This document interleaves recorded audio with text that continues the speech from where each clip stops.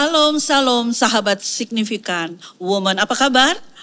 Hari ini kita bersama-sama kembali di podcast TSW Talk. Wah, hari ini kita senang sekali karena bisa bertemu dengan narasumber yang cantik ya, Ling ya.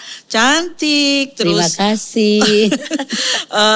Menyala-nyala untuk memuliakan Tuhan. Puji Tuhan. Iya. Adalah Ibu Vera ya yang memiliki Yayasan Gerasa, dan Ibu Vera ini adalah seorang pendeta juga, seorang hamba Tuhan yang diurapi. Tidak saja seperti itu, beliau juga adalah ketua pengurus daerah Bekasi. Wow. Ada banyak hal yang bisa kita dapat dari tamu kita hari ini. Oke. Terima kasih Bu Devi dan Bu Ling. Ibu Vera, bagaimana sih asal mula Ibu masuk dalam satu pelayanan yang menurut kita itu wow ya Ling ya. Ibu bisa jelaskan kepada kita? Oh ya, oke. Untuk melayani perempuan-perempuan ODGJ itu ya Bu Devi ya. Iya. Jadi pelayanan ini ada sejak tahun 2011. Jadi ini 2014 berarti 13 tahun. Wow. Jadi perempuan-perempuan ODGJ hidup bersama dengan saya dan keluarga. Nah, pertanyaan Ibu Devi, kenapa bisa kok melayani mereka? Melayani Ibu mau nggak layani? Bu Ling gimana? Terus teman-teman di rumah bagaimana? Ya. Karena jujur Bu, saya kalau ketemu orang gila saya takut Bu. Sama Bu. Iya. Ibu takut, saya juga takut. Tapi bagaimana Ibu bisa seperti ini bisa masuk dalam Jadi mungkin sebelumnya gini kali ya Bu. Ibu ini, Ibu Vera ini adalah seorang owner dari Yayasan Gerasa. Jadi Gerasa yang melayani? Yang melayani ODGJ ya Bu ya. Jadi ini kita akan belajar banyak gitu ya. Kita akan dengar banyak cerita dari Ibu Vera gitu. Jadi bagaimana bisa melayani mereka. Memang ini sering kali orang tanya ke saya, Bu Devi dan Bu Ling, kok Ibu mau sih? Kok bisa? Nah, saya juga kebanyakan kita semua pasti tidak mau. Betul. Jadi saya flashback ya Bu ya. 13 tahun yang lalu. Nah, satu ketika suami saya datang ke saya, Mam, saya mau urus orang dengan gangguan jiwa. Nah, kira-kira Bu Devi pulang rumah dan Bu Ling saya terus suami terus Pak Abraham. Saya sih nggak pakai doa Bu kayaknya gitu sekali. Ya. Nah sama Bu, saya dengar itu ya saya kaget. Nggak salah. Saya bilang kamu dapat dari mana? Kok tiba-tiba? Kita nggak pernah ada wacana gitu loh Bu. Untuk urus orang yang mengalami gangguan jiwa. Wow. Nah saya sharing sama suami, kenapa tiba-tiba? Dia katakan begini, karena mereka berharga di mata Tuhan. Ya semua berharga. Tapi kenapa harus mereka? Dia katakan begini, kalau mereka seperti itu terus di jalan, sampai kematian menjemput, kalau tidak ada yang peduli, mengasihi dan melayani mereka, ya akan selamanya seperti itu. Betul sekali. Dan saya bilang itu bukan bagian kita lah. Bagian dia kan ya orang lain lah, jangan kita. Karena Ibu sebelumnya juga sudah punya pelayanan. Nah, karena saya berpikir kan sudah cukup untuk layani jemaat. Untuk apa lagi urus yang berkebutuhan khusus. Urus jemaatnya udah pusing ya Bu? Betul ya, kitanya pusing, kitanya nangis. Nah, ini urus orang yang seperti itu. Tapi beliau katakan begini, Tuhan bawa saya pada satu kondisi, lihat orang diperlakukan ya nggak nyaman lah. Disitulah Tuhan menaruh di hatinya, lakukan sesuatu buat mereka. Karena mereka berharga di mataku. Jadi akhirnya beliau seri ke saya Bu. Ya jujur dari sisi saya sendiri saya nggak mau. Karena saya pikir Tuhan. Saya tanya sama suami, ODGJ-nya mana nih? Rumah atau jalan? Nah dia katakan jalan. Kita berpikir kalau di jalan kita nggak ngerti. Ya. Mengapa dia mengalami depresi sampai akhirnya dia ada di jalan. Ya. Nah kalau pasien dari rumah Bu Devi, saya bisa tanya ke keluarga. Apa yang menjadi pemicu. Sampai ya dia minimal betul kita ada. Dan bersih-bersih ya Bu. Betul. Nah kalau di rumah itu masih bisa diurusin oleh keluarga. Meskipun tidak maksimal ya. Ya mungkin bisa tidak maksimal, tapi ada juga yang maksimal. Nah kalau sudah di jalan Bu, segala sesuatu dia lakukan yang memang semaunya dia. Betul, saya beberapa kali lihat ODGJ yang di jalan rambutnya sudah panjang. Betul Bu, udah gimbal. Terus abis itu enggak mandi bertahun-tahun. Terus akhirnya dia buang air besar, dia langsung jongkok di situ. Iya betul, itu enggak mudah kan. Gak gampang Bu. Lanjut, nah silakan. jadi Pak Lukas ngomong yang dari jalan tuh saya tanya lagi, laki atau perempuan? Saya berpikir Bu Debbie, ya kalau laki ya berarti urusan kamu. Ya jangan libatkan saya. Dia katakan, perempuan. Wah, nggak itu salah. bagian itu. Berarti kan bagian saya. Iya. Langsung pikiran saya berkembang kemana-mana. Wah kalau perempuan berarti mandiin dia dan lain-lain ya harus saya. Jujur hati itu nolak. Saya bilang sama suami, aduh enggak deh. Tapi akhirnya saya berpikir jangan sampai mengecewakan suami. Iya. Sebenarnya sih lip service aja. Iya. Beri saya waktu untuk berdoa. Tapi Bu Debbie boleh nggak doa lah. Karena saya pikir ya buat apa didoain. Iya. Karena hati sudah nolak. Tapi disinilah saya percaya bahwa kalau memang Tuhan yang memanggil, pastilah Tuhan akan mengarahkan kita. Kecuali kita melari dari panggilan Tuhan ya. Suatu ketika akhirnya saya bilang Tuhan kayaknya ini serius. Berbulan-bulan Bu, hampir 1 tahun. Suami saya dengan sahabat tanya, Mam, sudah dapat konfirmasi belum dari Tuhan? Belum. Tapi akhirnya saya bilang mau sampai kapan? Saya mengelak. Betul. Saya bilang berdoa tapi saya nggak doa gitu loh Bu. Karena memang hati saya nggak mau jujur. Iya. Karena sekali lagi seperti Bu Debbie bilang gak gampang. Betul. Tapi suatu ketika akhirnya saya bilang Tuhan kayaknya ini serius deh. Kenapa ya saya nolak-nolak tapi beliau kok dengan sangat exciting nanya terus.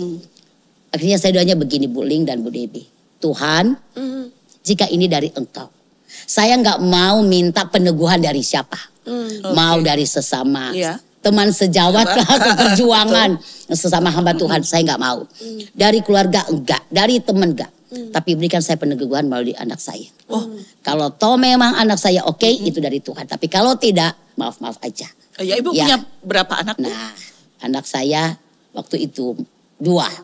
Nah akhirnya saya doa sama Tuhan. Perempuan semua ya? Perempuan. Jadi saya doa sama Tuhan. Ibu, saya berpikir loh, anak saya nggak mau.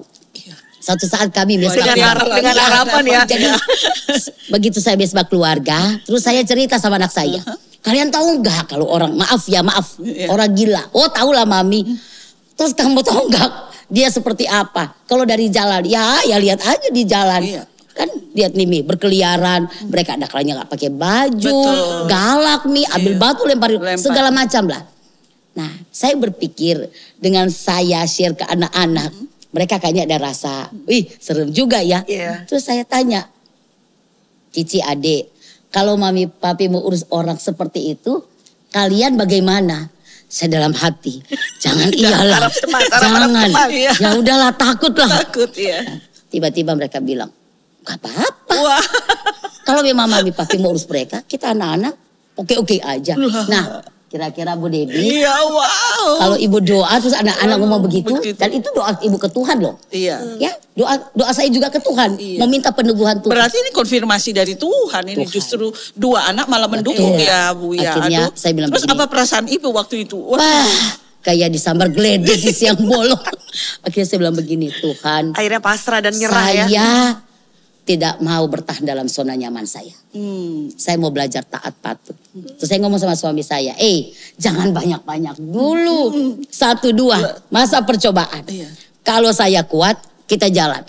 Apakah Ibu sudah punya rumah khusus untuk menampung mereka? Ada Bu, belum ada rumah khusus. Jadi di rumah Jadi sendiri? saya bawalah mereka ke gereja. Gitu loh Bu. Jadi ditinggalin di gereja? Ya, sama-sama lah. Rumah Ibu dengan gereja dekat Bu? Saya waktu itu tinggal di Pastori Bu Debbie, di lantai 3. Jadi gereja kami itu ruko Bu. Saya di sana melayani. Nah lantai 1 itulah kami pergunakan. Nah ini ceritanya kayaknya makin seru ini. Nah pengalaman Ibu pertama. Ini masih awal loh. Pengalaman 13 tahun loh. 13 tahun. Pengalaman Ibu untuk ambil ODGJ di jalan pertama itu bagaimana Bu? Kan Ibu gak punya pengalaman dong. Betul. Waktu terjun ke jalan, suami saya bilang begini, Mam, kita sekarang ke jalan, mau ngapain? Mau jemput yang ODGJ. Astaga, jemputnya gimana? Ya udah kita pergi jemput. Nah, pertama nyampe, dia udah langsung rasa takut. Tapi akhirnya saya dan suami maju. Nah, ada yang mengadakan perlawanan, gak mau, berontaklah dia. Tapi ada memang ibu yang orangnya tenang. Jadi saya deketin pelan-pelan. Mau nggak ke rumah? Maaf saya potong sedikit. Kan mereka bau Bu. Oh, bagaimana waktu itu? Karena ini pertama kali itu kan bau, Bu. Aduh. Bagaimana perasaan Bu, Ibu waktu itu? Itulah kasih Tuhan buat saya. Dulu saya orangnya jijian loh, Bu. Cium aja yang menyengat selain masakan, parfum, pokoknya yang enak-enak deh. Nah itu nggak masalah. Tapi kalau yang sudah berbau kotor atau apa, amis kadang-kadang. Iya, saya udah maaf mual. Tapi setelah saya terjun melayani mereka, Bu, Tuhan itu tutup semuanya. Wah, puji Tuhan. Itu luar biasa. Ya memang sih. Kecium lah bahwa luar biasa baunya. Tapi bisa tahan. Tapi gini, bukan sekedar bisa tahan, mualnya tuh hilang loh, Bu. Sama sekali. Saya sendiri heran. Tuhan kok bisa ya? Ya jadi ya Ibu tahu lah kalau yang namanya di jalan. Udah dia nggak mandi-mandi kira-kira loh, Bu. Dia 10 tahun di jalan. Berarti 10 tahun nggak mandi dong. Bu. Nah, baunya gimana? Iya, aduh. Nah, kebayang ya. Kebayang ya. Gitu, tapi itulah kasih Tuhan. Nah terus Ibu melakukan pendekatan Kalau dia misalnya galak, saya suruh suami saya yang maju. Ya jangan saya lah, Bu. Iya betul. Karena pengalaman dulu mau ambil satu orang tiba-tiba dia ambil batu, Bu. Dia lempar. Begitu dia lempar, Bu, saya ngacir, saya lari sekuat-kuat. Ya, menyelamatkan diri dulu, Bu. Kalau kena badan, kalau kena kepala gimana? Iya. Ibu mau tunjuk apa sama dia? Iya. Siapa suruh dekatin orang ODGJ? Sama orang gila. Salah sendiri, Ibu mau minta pertanggungjawaban ke siapa? Ya kitanya harus siap. Nah pada akhirnya kita lihat dia lagi diem, disitulah akhirnya kami jemput juga dia, Bu, pengalaman. Ya akhirnya bawa juga. Tapi pertama kali jemput itu, Bu, kan awalnya bukan dari hati juga ya, Bu ya. Itu dorong-dorongan gak suami? Dorong-dorongan. Kalau suami saya dengan mantap dia melangkah. Kalau saya sih, Tuhan. Karena baru pertama gitu pertama. ya. Ngumpulnya juga di belakang suami. Takut banget. Nah pernah saya, Ibu tanya mengenai jemput pasien. Saya pernah, waktu itu saya pulang gereja. Saya lihat ada pasien. Saya telepon suami saya. Dia bilang, ya udah oke deh saya jemput. Tapi saya pakai motor ya. Jadi dia muat di mobil kamu aja. Sudahlah. Berdua lah. Waduh Bu Debbie, buling-buling di situ saya, aduh Tuhan. Saya takut setengah mati. Betul. Tiba-tiba Bu, dia dari belakang, dia lompat ke depan. Aduh, terus? Saya tinggal doa, Tuhan tolong saya. Nah suami saya lagi di motor. Nah pas macet. Biasalah yang suka minta-minta stopin mobil. Langsung saya buka kaca, saya teriak, hei jangan jauh-jauh, kamu tungguin saya di situ. Baru Bu. Saya doa akhirnya saya setel aja lagu rohani. Tuhan, dialah Roh Kudus yang worship ya. Sambil saya berdoa, ya saya lagi nyetir, gimana caranya? Iya. Saya mau tenangkan dia. Betul. Tapi itulah kuasa Tuhan. Akhirnya dia tenang, terus saya bilang, kamu duduk yang manis ya, duduk yang manis. Saya memelas loh Bu, duduk yang manis. Karena dia dengan beringas, dia dari belakang, dia loncat. Ke depan gitu. Ke depan. Waduh di situ tangannya udah mau deketin saya. Saya bilang Tuhan tolong saya. Ya puji Tuhan Bu. Ya itulah. Kalau jemput, tapi ada juga yang tenang. Kalau tenang, kamu mau gak ikut Bunda? Dia lihat. Ayo daripada di jalan yuk. Ya, saya buka pintu, ya dia masuk. Nah kalau itu, saya bilang Tuhan, kalau semuanya begitu ya Tuhan, betapa enaknya. Betul. Tapi ada kalinya kan gak seperti itu Bu. Karena latar belakangnya berbeda-beda. Nah saya mau tanya Bu, titik terendah Ibu dalam warga binaan ini bagaimana Bu? Jiwa binaan ini maksud saya.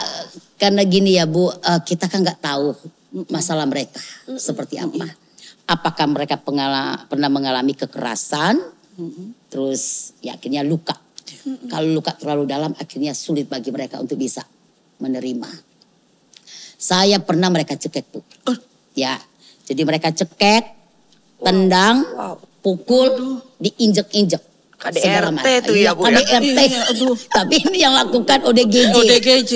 Nah kan tidak mudah begitu kan, mereka biasanya liar kan. Untuk buang air. Gitu loh Bu. Jadi itu tolong pertama dari sisi saya mengalami kekerasan fisik dari mereka. Dan kedua di saat mereka buang air besar. Itu titik terendah saya membersihkan. Saya waktu itu ingat dengan kakak saya. Jadi di mana dia berdiri di situ dia buang air besar. Dia pipis di situ. Dia pakai buat main. Taruh di kepala dia, Dia ambil, dia jongkok, ya dia ambil, dia taruh di kepala dia. Iya. Kayak mau krimbat kali ya. Dia taruh di muka, mau facial. Dianggap kayak krim. Ya, iya. Terus ada yang dia makan. Nah, terus dia lempar Bu, di genteng. Dia taruh, tempelin semua di tembok-tembok. Kan gak mungkin mereka yang bersihin. Iya. Nah kira-kira siapa yang bersihin? Ya ibu lah. Ya iyalah Bu. Nah terus lagi rendam baju kotor. Bekas mereka. Tiba-tiba dia pup, dia ambil itu kotoran. Dia taruh di rendaman. Oh disangka sabun pencuci. Dia pikir itu deterjen Bu. Deterjen. Artinya apa? Dia kocok-kocok di situ. Aduh Bu, berapa kubik air harus dibersihkan. Iya betul. Untuk membersihkan. Iya, karena bau kan. aja lah semua. Belum saya kekerasan fisik dari mereka. Saya gak bisa tidur. Kalau pasien baru kan Bu, dia gak nyaman.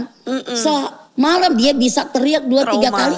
Yang otomatis kan membangunkan kita semua. Saya gak berdaya. Saya capek, saya lelah Bu. Saya juga udah sakit. Ketika ibu dicekek, ketika ibu ditendang seperti itu kan Bu. Itu kan ada ketakutan yang mencekam ibu gitu. Bukan takut lagi Bu. Suami saya kalau mau keluar dia saya tarik. Kamu mau pergi, semua tinggalin saya. Ya, kalau kamu pergi saya juga pergi. Jadi titik terendah saya itu Bu, sebenarnya gini ya. Kalau mereka arogan ke orang, ya kita sudah tahu sama tahu ya. Bahwa ada yang sangat beringas, ya. Jadi emosionalnya itu dia luapkan. Ada juga kan yang memang cooling down. Tapi saya titik terendah saya dari kebersihan mereka Bu. Saya nggak kuat. Iya, apakah ini yang bisa membuat ibu menyerah? Aduh, saya menyerah Bu. Karena apa? Udah gak tidur. Saya tuh paling telat itu bisa tidur jam 2. Pagi harus. Karena harus masakin Bu. Masakin mereka. Ibu juga yang kerjakan? Cuci baju. Ya. Saya terus mandikan mereka juga? Mandiin mereka. Semuanya. Di titik terendah saya ngomong sama suami. Sudahlah, buang ulang mereka di jalan. Nggak sampai kuat. Seperti itu ya ibu. Iya. Karena kerjain sendiri semua. Ya, tidak. Karena dikerjain sendiri Bu. Iya. Saya bilang sama suami ya udah kita taruh di jalan ulang. Kan nggak ada beban. Ya kalau mereka dari rumah saya pulangkan ke keluarga. Ada beban ibu. Ya ini dari jalan ya udah kita pulangkan di jalan. Akhirnya suami saya bilang begini. Kalau kamu menyerah bukan berarti Tuhan menyerah untuk mengasihi mereka karena kamu stop. Tapi Tuhan akan bajak hati orang lain yang bisa meresponi kasih Tuhan untuk melayani mereka. Berarti kamu yang menolak rancangan Tuhan buat keluarga kita. Tapi saya jawab, emangnya gampang urus mereka? Ya, kamu bisa pergi. Ya, ada kegiatan di luar yang namanya kepala keluarga. Tapi kan yang stay di rumah masakin mereka. Ngadapin. Ya betul Bu. Ya belum yang aneh-anehnya mereka. Ya larang di satu yang buat. Bu, saya bagiin mereka makan. Ya saya sambil sedukin mereka makan. Ayo makan. Ya karena kita kalau nasi kita suruh mereka ambil. Tapi kalau lauk ya harus ya Bu dibagikan. Sambil pegang piring dia buang air besar di situ. Ya berarti kan kita harus tunda Bu. Ya harus dibersihin dulu kan gak mungkin Bu. Belum lagi Bu Debbie yang namanya mereka dari jalan Bu. Selain psikis ya penyakit tubuh mereka bawa. TBC, sipilis, hepatitis, penyakit kulit. Nah kan di jalan Bu. Dan maaf Bu mereka karena ibu jiwa binaan ibu itu kan perempuan semua. Kan mengalami menstruasi. Ya. Itu bagaimana? Nah Bu membersihkan. Dia gak ngerti ya. Mau pakai pembalut dia gak ngerti Bu. Malah yang perekat di atas. Nah gimana caranya? Iya kan? Iya. Terus Bu, pembalutnya dipakein Bu, dibuang dilempar ke tetangga. Oh Tuhan. Nah itu tetangga marah lah, komplain lah Bu. Jadi ya betul-betul suatu pelayanan yang luar biasa. Mereka bilang luar biasa. Bu, orang katakan ini pelayanan yang penuh tantangan, yang gak banyak orang lirik.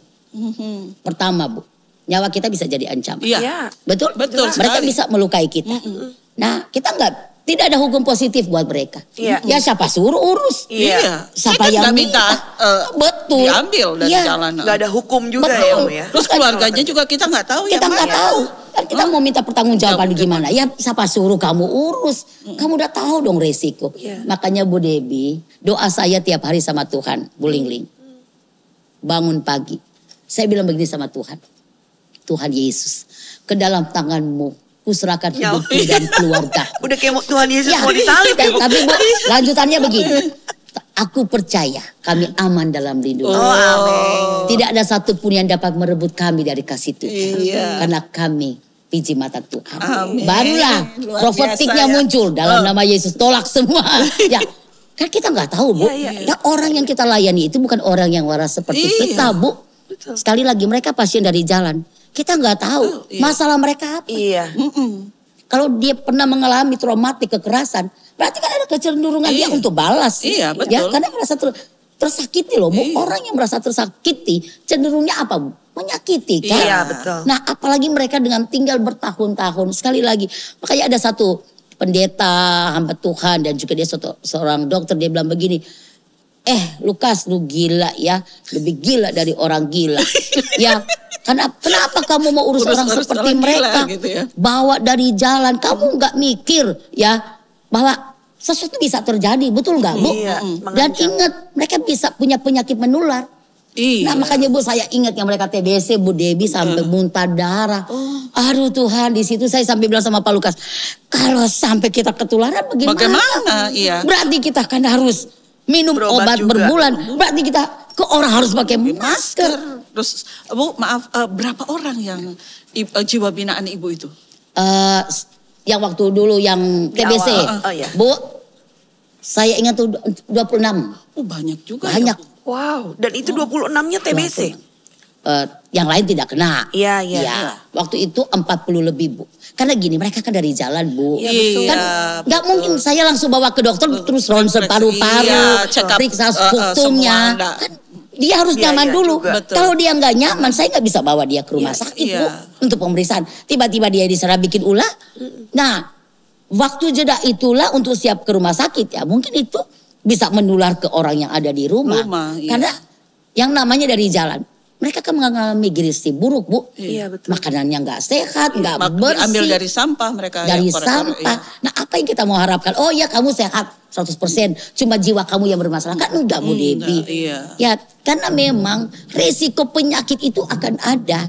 Makanya orang bilang, aduh Bu Vera kok bisa ya. Saya bilang saya juga nggak ngerti. Ya itulah kasih Tuhan. Tapi yang akhirnya ya saya bisa melihat pertolongan Tuhan di saat titik terendah saya Bu Deb.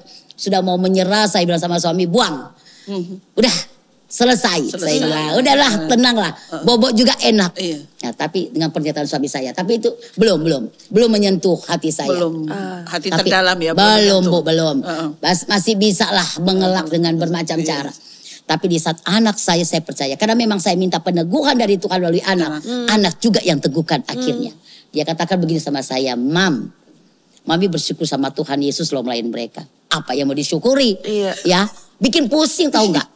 Ya, kalian sekolah, tapi Mami di rumah. Itu dengan kakak saya, kakak kandung saya. Tiap hari Mami diperhadapkan, Bu Debbie. Saya tuh sampai nggak bisa kemana-mana Bu. Karena fokus sama mereka fokus. ini. Nah kalau saya tinggalin terus mereka kenapa gimana? Nah maksud saya, Ibu apakah memberikan obat kepada mereka supaya mereka tenang? No, kami tidak pakai obat. Wow. Kami tidak pakai obat. Sama sekali. Jadi memang pendekatan, kasih, terus konseling, doain mereka. Jadi baru dengan terapi-terapi. Proses awal dari pengambilannya itu tuh gimana Bu? Kan pertama kan diambil nih. Diambil. Oke, SOP-nya bagaimana?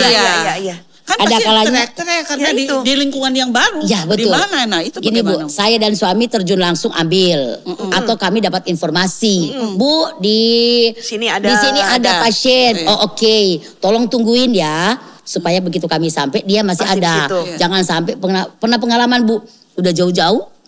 Udah jalan, udah kabur pasiennya. Nah jadi saya bilang tolong tungguin. Atau saya dan suami memang cari langsung. Nah begitu kami bawa. Tapi begini Bu. Iman saya dan suami sudah mendahului. Dalam nama Yesus kamu pasti sembuh. Ibu punya keyakinan seperti itu ya. Jadi makanya nggak pakai obat. Nah jadi begitu kami ambil bawa ke Gerasa.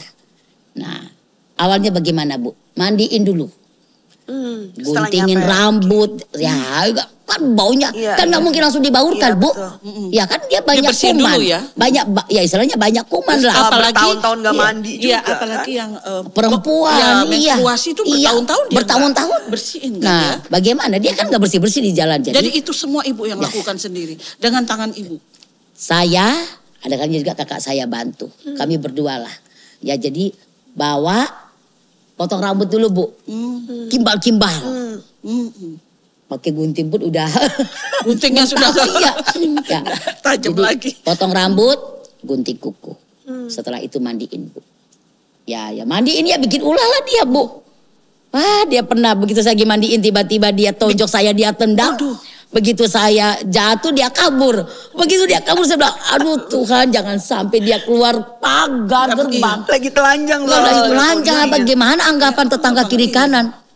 Apa gak jadi masalah buat saya ya, itulah kasih Tuhan. Akhirnya gak bisa sampai. Akhirnya bisa dilanjutin mandiinnya. Jadi berarti ibu sudah punya pengalaman bahwa ketika mandiin atau apa punya kuda-kuda tersendiri. Ada, bener Bu, harus. Tapi ada kalanya ya kan licin juga kan Bu. Karena air sabun. Tapi itulah kasih Tuhan. Ya Tuhan selalu menolong dan menjaga melindungi. Nah Bu, begitu mandiin, ya setelah itu ya kumpul bareng-bareng saya doain. Saya bilang dalam nama Berarti Yesus. Kalau doain mata terbuka kan Bu? Nggak mungkin tertutup ya. Soalnya awalnya terbuka. Terus? Iya, tapi sekarang karena kan sudah lama. Dan juga yang punya juga kan udah banyak. Gitu loh Bu. Jadi sekarang udah merem, ada tutup mata. Tapi awalnya enggak lah Bu. Iya. Tiba-tiba ada serangan mendadak. Jadi ya setelah didoain, saya baurkan mereka dia dengan teman-temannya. Terus Ibu ajar mereka itu setiap hari dengan firman Tuhan dong? Karena gini Bu, kami tidak pakai obat. Berarti saya pakai doa. Iya. Dan saya sampaikan kebenaran bahwa kamu itu pasti sembuh. Ya, kamu harus percaya. Di dalam Tuhan. Di dalam Tuhan kamu pasti sembuh. Itu waktu Ibu omong kayak gitu, apalagi yang baru datang nih. Mereka nggak berontak lah. Nggak berontak. Saya percaya firman Tuhan itu menundukkan hati. Amin. Saya yakin Roh Kudus yang bekerja. Enggak kok Bu, mereka tenang dengar, ya. Dan saya percaya Roh Kudus itu tertib loh Bu. Kasih ketertiban. Enggak ada yang tiba-tiba saya lagi doa tiba-tiba enggak. Ya istri dia marah. Karena doa saya kan Bu buat mereka. Ya, buat pemulihan mereka, kesembuhan. Doa saya mereka pulih dalam nama Yesus. Amin. Semua masa lalu, sumpah serapah, kutuk keturunan, apapun itu ya Tuhan selesaikan. Jadi satu keyakinan yang penuh. Begitu sampai di Gerasa dalam nama Yesus pasti sembuh. Terus mereka tuh ngerti gak tentang firman Tuhan Bu? Saya percaya Tuhanlah yang bekerja. Amin. Ya, pada akhirnya. Iya. Ya, karena yang saya sampaikan itu satu kebenaran yang membuat akhirnya jiwa dia tenang.